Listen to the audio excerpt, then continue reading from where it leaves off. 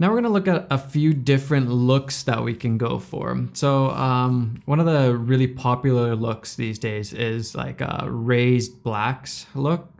I don't like it tons, but I'll show you how to make it, and then we can also do the opposite and keep the blacks nice and deep, but drop the highlights and have that kind of look. So we'll color grade this first, and then we'll add on that effect afterwards. So in this case, we're gonna grab an adjustment layer, and we're gonna start with a LUT. Why don't we start with the scene desaturated again? And we will drop the opacity of that to around 75. Let's go there. That's good. And then we're gonna add Colorista. And get the exposure levels right.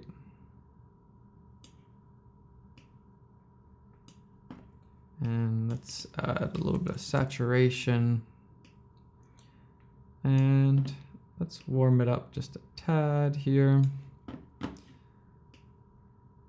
Other than that, that's looking pretty good. Maybe put a little bit more orange into the skin tones here so you can see what it does. Let's just do a little bit just to add some contrast, color contrast between the trees here and his face. What I mean by color contrast is the face is in the orange yellow area, and then this is kind of in the green blue area, which would be the teal area over here. So we get nice color separation. So color contrast just means that the face is going to really pop out of the background here. Then we'll go to the next. We'll try to copy and paste since it's a similar setting. Okay, it's looking a little too dark in here, so we're gonna just lift that, and it's less saturated here, so we're gonna go 30 on saturation. We're gonna push a little bit more of the orange into the mid-tones here. And that's looking pretty good. Maybe just brighten up just a little bit more still. All right, next clip. Let's try and copy and paste. It's not working, so we're gonna start from scratch here. And add a little bit of saturation. Okay, this is a really desaturated image, so we're gonna add a little bit more. We're just gonna bring up the mid-tones here.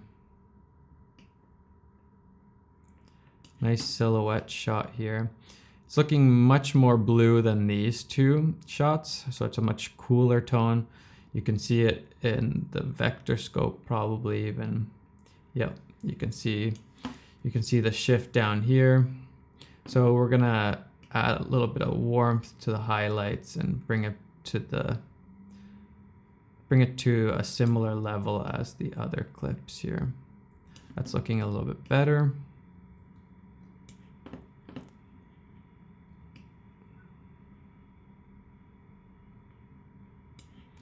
And you can see in the vector scope that the saturation is still much less in this clip, but it's also partly because there's no skin tones in it, but we could up the saturation still a little bit more in this clip.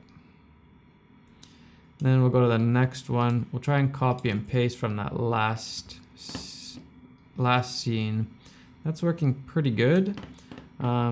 The face is looking a little bit magenta-ish to me. I want it to be more in the yellow area, so I'm just gonna push the highlights more towards the yellow direction. And then add just a little bit more contrast.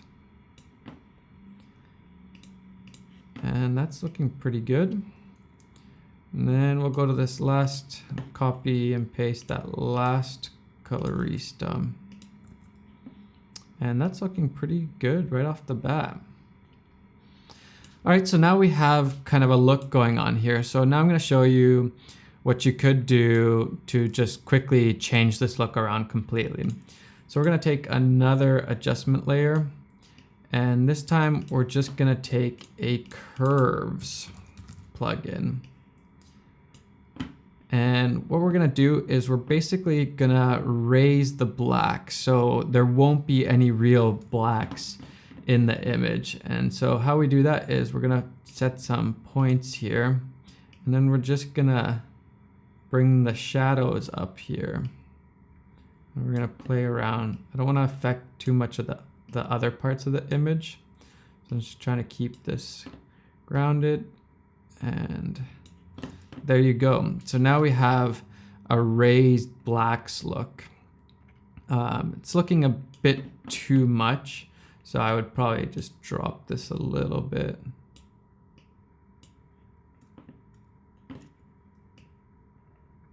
But there you go. So now this part isn't going to be completely black. It's going to be at a higher level.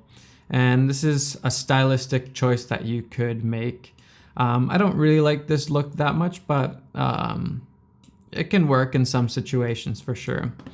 And so now we're going to look at the reverse. So we're going to just reset this. And now instead of raising the shadows, we're going to drop the highlights. So same thing, add some key points there. And then we're going to drop the highlights here. So now we don't have any actual 100 IRE whites anywhere. So you can see here, it kind of just smooths out everything. And I actually kind of like this kind of look. I don't mind this, this kind of look. It softens things up a little bit. You don't want to go too far with it, obviously, but sometimes with digital cameras, it can be really harsh, especially the highlights, and this kind of masks some of that. So there you go.